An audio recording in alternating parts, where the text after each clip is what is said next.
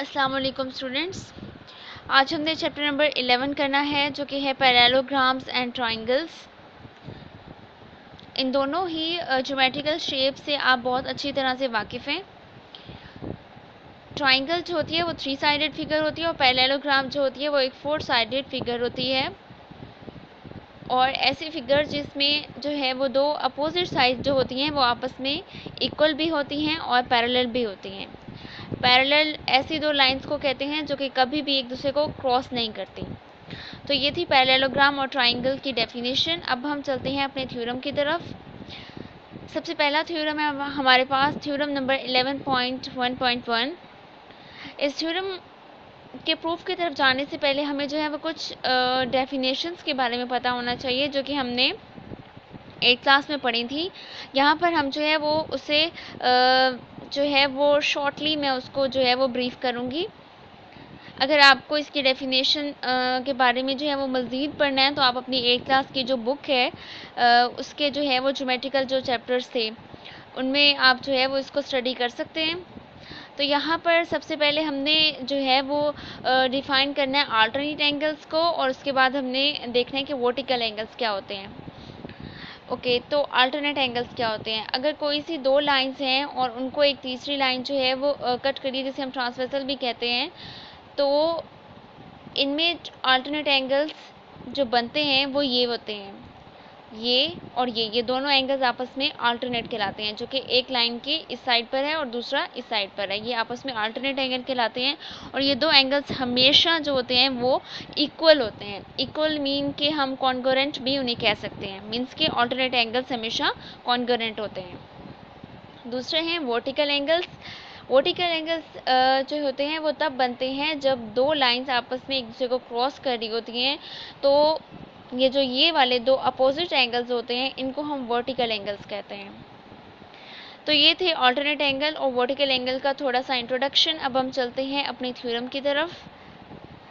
तो थ्योरम की स्टेटमेंट है हमारे पास, in a parallelogram opposite sides are congruent,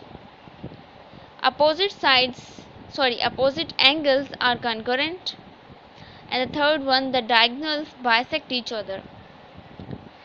इन तीन बातों को जो है वो हमने इस थ्योरम में प्रूव करना है कि जो पैरेललोग्राम होती है उसमें जो अपोजिट साइड्स होती हैं वो भी कॉन्करेंट होती हैं, जो अपोजिट एंगल्स होते हैं वो भी कॉन्करेंट होते हैं, और जो डायगोनल्स होते हैं पैरेललोग्राम के वो बाइसेक्ट करते हैं एक दूसरे को। बाइसेक्ट करना जो है वो हमने लास्ट चैप्टर्स में भी डिस्कस किया था कि जब कोई चीज़ किसी को बाइसेक्ट कर रही होती है इट्स मीन वो उसको मिड में जो है वो कट कर रही होती है। ठीक है, मतलब कि अगर कोई लाइन दूसरी लाइन को कट कर रही है तो वो उसको मिड पॉइंट पर उसे कट करेगी, मतलब कि उस लाइन को दो इक्वली पोर्शंस में डिवाइड कर देगी। तो ये होता है बाइसेक्शन। ओके, तो ये हमें प्रूव करना है इस थ्योरम में। तो सबसे पहले जो है हमारा काम ये होता है कि जो गिवन डाटा होता है उसे हम जो है वो शॉर्टली फॉर्म में लिख लेते हैं अपने पास। तो गिवन डाटा हमारे पास ये है कि in a quadrilateral ABCD, AB is parallel to DC and BC is parallel to AD and the diagonals AC BD meet each other at point O. हमने जो है वो हमें प्रूफ करना था कि कोई सी पैरेललोग्राम है तो उसमें ये चीज़ें होती हैं। अब हमने क्या लिया, हमने एक पैरेललोग्राम नहीं ली, हमने एक सिंपल क्वाड्रिलेटर की है, क्वाड्रिलेटर ली है जो कि एक 4 साइडेड फिगर होती है। हमने कहा कि हमारे पास एक क्वाड्रिलेटर है ABC एंड D, ये क्वाड्रिलेटर है हमारे पास, और इस क्वाड्रिलेटर में ये साइड AB है ये पैरेलल है साइड DC के। दोबारा बताती हूँ मैं कि ये जो साइड AB है ये पैरेलल है साइड DC के, और ये जो साइड AD है ये पैरेलल है BC साइड के। ऐसे भी कह सकते हैं या फिर ऐसे भी कह सकते हैं कि BC साइड पैरेलल है AD साइड के। एंड द डायगोनल्स, अब डायगोनल्स क्या होते हैं? डायगोनल यही होते हैं ना कि अगर हम A को C से मैच कर देते हैं तो ये लाइन बनती है इसको हम डायगोनल कहते हैं इसको, और इस तरह से B को D से मैच करने से जो लाइन बनती है इसको भी हम डायगोनल कहते हैं। तो ये दोनों डायगोनल्स जो हैं ये हमने बनाए हैं and the diagonals AC and BD meet each other at point O। ये दोनों ट्राइंगल्स, ये दोनों डायगोनल्स जो है एक दूसरे को O पॉइंट पर जो है वो मीट करते हैं। अब तक हमने गिवन डाटा ये लिया है कि हमारे पास एक क्वाड्रिलेटर है जिसमें AB साइड DC साइड के पैरेलल है और AD साइड जो है वो BC साइड के पैरेलल है, और हमने डायगोनल लिया AC और BD जो कि एक दूसरे को पॉइंट O पर मिल रहे हैं। अब हम चलते हैं इसके प्रूफ पर कि हमने इसमें प्रूफ क्या करना है।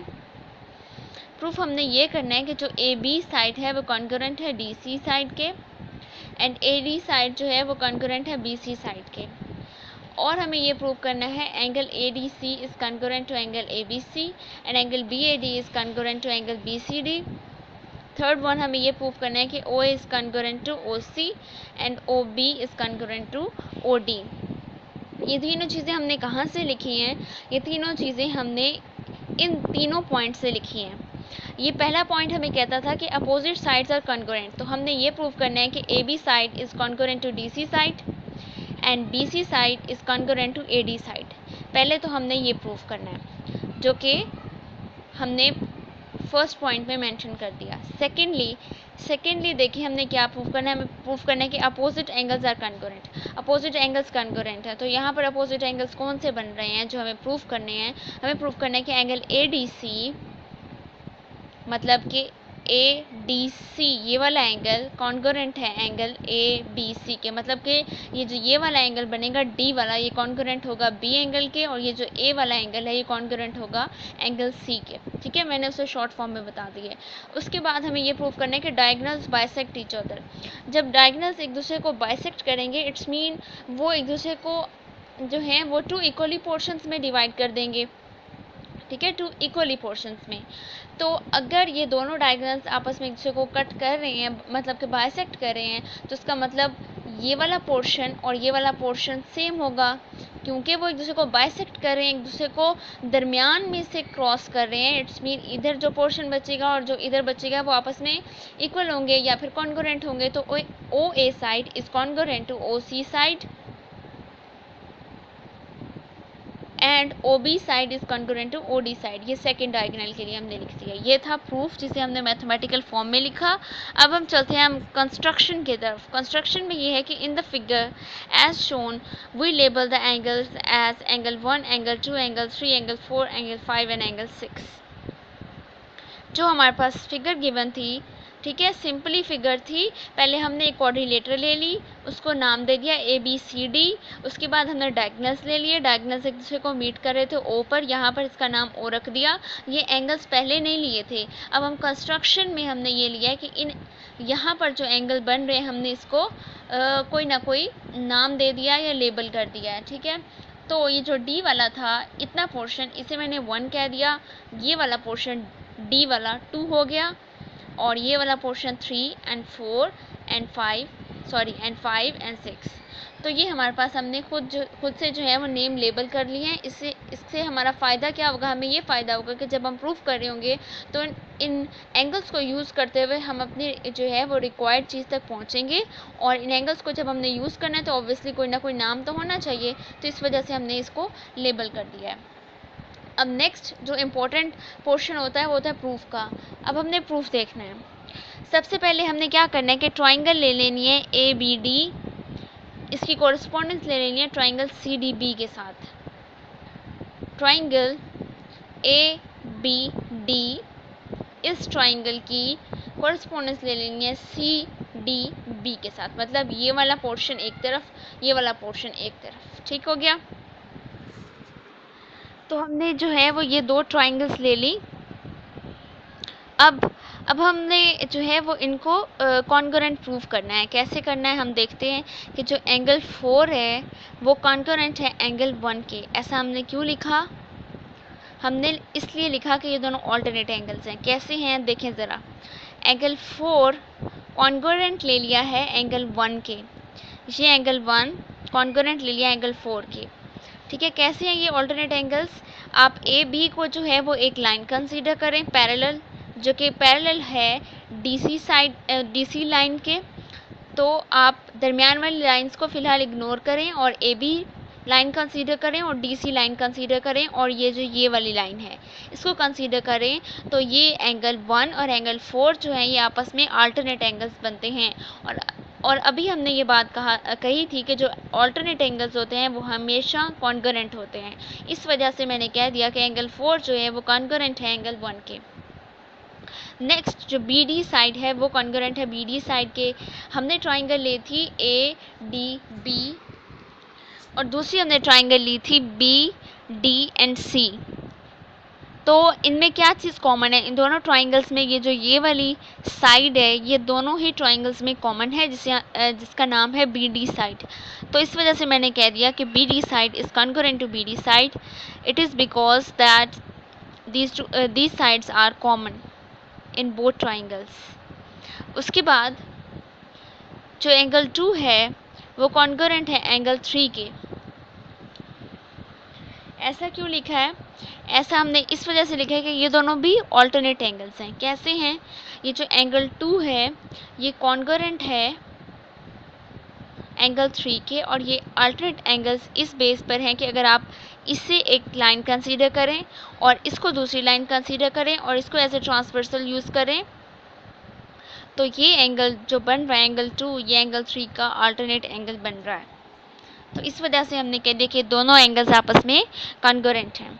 अब एक एंगल एक साइड और दूसरा एंगल कॉन्ग्रुएंट प्रूफ हो गए दो ट्राइंगल्स के, तो यहाँ पर हम ASA जो पोस्टुलेट है वो हम यूज़ कर सकते हैं, जो कि हमने यूज़ किया और हमने ये कहा कि ये ट्राइंगल ABD है ये कॉन्ग्रुएंट है ट्राइंगल CDB के, because in these two triangles two angles and one side are congruent। Next देखें, सो AB is congruent to DC side and AD is congruent to BC side। AB is congruent to DC side and AD is congruent to BC side. ऐसा हमने इस base पर लिखा है क्योंकि हम ये कह चुके हैं कि ये ट्राइंगल और ये ट्राइंगल आपस में कॉन्ग्रुएंट हैं। अगर ये दोनों ट्राइंगल्स आपस में कॉन्ग्रुएंट हैं तो इनकी कॉरस्पॉन्डिंग साइड्स भी आपस में कॉन्ग्रुएंट होंगी। And angle A is congruent to angle C और ये वाला एंगल है ये एंगल C के कॉन्ग्रुएंट है। ऐसा हमने पिछली ही जो रीज़न दी थी उसी के बेस पर लिखा है कि ये जो हैं ये दोनों एंगल्स जो हैं वो कॉरस्पॉन्डिंग एंगल्स हैं of the congruent triangles. Okay, अब हम चलते हैं नेक्स्ट प्रूफ की तरफ। Since angle 1 is congruent to angle 4, ये बात हम पहले कह चुके हैं क्योंकि ये दोनों अल्टरनेट एंगल्स हैं। And angle 2 is congruent to angle 3, ये बात भी हम कर चुके हैं क्योंकि ये दोनों अल्टरनेट ट्राइंगल्स हैं। That's why we write here proved. Therefore measure angle 1 plus measure angle 2 is congruent to measure angle 4 plus measure angle 3। मतलब कि अगर हम इन की लेफ्ट हैंड साइड को ऐड कर रहे हैं तो इसको भी ऐड कर रहे हैं तो ये आपस में इक्वल होंगे। और ये हमने लिखा है फ्रॉम A एंड B, मतलब इन दोनों के सम के इक्वल होगा। और measure angle ADC is equals to measure angle ABC। 1 और 2 ये हैं 1 और 2, इसका जो पूरा सम होगा वो क्या होगा? एंगल D होगा, जिसे हम लिख सकते हैं A D and C। Measure angle A D and C is equals to of 3 और 4 ये हैं, जो कि एंगल कौन सा बन रहा है? B वाला एंगल। तो इट्स मीन ये पूरा एंगल क्या बना है? ABC, measure angle ABC। तो मैंने कहा कि measure angle ADC is equals to measure angle ABC। ठीक है, अगर इनके मेजरमेंट्स इक्वल हैं इट्स मीन जो एंगल होंगे वो आपस में कॉन्ग्रुएंट होंगे क्योंकि मेजरमेंट सेम है। And angle BAD is congruent to angle BCD। जो एंगल BAD है मतलब ये वाला एंगल ए पर जो बन रहा है वो कॉन्ग्रुएंट है BCD के, जो C पर बन रहा है उसके। सिंपली वर्ड्स में जो एंगल A है वो एंगल C के कॉन्ग्रुएंट है। और ये बात हमने यहाँ पर लिखी थी जब हमने कहा था कि दोनों ट्राइंगल्स आपस में कॉन्ग्रुएंट है तो उनके कॉरस्पॉन्डिंग एंगल्स भी कॉन्ग्रुएंट होंगे। तो ये हमने उससे लिख दिया है। ओके, तो अब तक हम क्या कर रहे थे? हम ये कर रहे थे कि हमें जो प्रूफ करना है ना उसके लिए हम अपना मटेरियल कलेक्ट कर रहे थे। अब लास्ट स्टेप हमारे पास ये है कि हमने ले लेनी है ट्राइंगल BOC और इसकी कॉरस्पॉन्डेंस ले लेनी है DOA के साथ। BOC मतलब ये वाला पोर्शन एंड DOA मतलब ये वाला पोर्शन। ये दो ट्राइंगल्स ले ली। इन दोनों ट्राइंगल्स में देखिए ज़रा BC साइड जो है वो कॉन्करेंट है AC साइड के, सॉरी AD साइड के। ये वाली AD साइड जो है ये BC साइड के कॉन्करेंट है, और ये बात हम प्रूव कर चुके हैं इस फर्स्ट वाले पोर्शन में। ठीक है, यहाँ पर हमने लिखी थी कि जो BC साइड है वो AD साइड के कॉन्करेंट है। एंड अब यहाँ पर ये एक पोर्शन था, ये दूसरा पोर्शन था।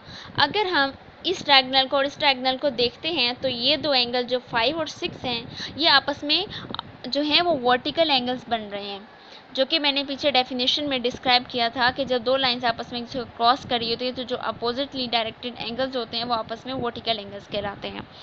तो ये बात हमने लिखी थी वर्टिकल एंगल से। और angle 3 is concurrent to angle 2। ये जो ये वाला एंगल 3 है ये एंगल 2 के कॉन्करेंट है, और ये बात हमने कही थी पहले फर्स्ट में कही थी मैं, हाँ फर्स्ट में कही थी हमने यहाँ पर एंगल 3 कॉन्करेंट है एंगल 2 के। ये बात प्रूव्ड है। तो अब ये हो गया कि BC साइड जो है मतलब एक साइड ये एंगल और ये एंगल आपस में कॉन्करेंट हो गए, मीन्स एक साइड दो एंगल आपस में कॉन्करेंट हो गए, तो ये दोनों ट्राइंगल्स आपस में कॉन्करेंट प्रूव हो गई। मीन्स के triangle BOC is concurrent to triangle DOA। और हमने यूज़ किया है एंगल साइड वाला जो पोस्टुलेट है वो यूज़ किया है। ठीक है, तो अब ये दोनों ट्राइंगल्स आपस में कॉन्करेंट हो गए, it's mean there corresponding angles and sides will be concurrent. ठीक है, तो जब दोनों ट्राइंगल्स कॉन्करेंट हैं तो ये जो ये वाली साइड है OA ये कॉन्करेंट होगी OC साइड के, जो कि मैंने यहाँ पर लिख दिया है।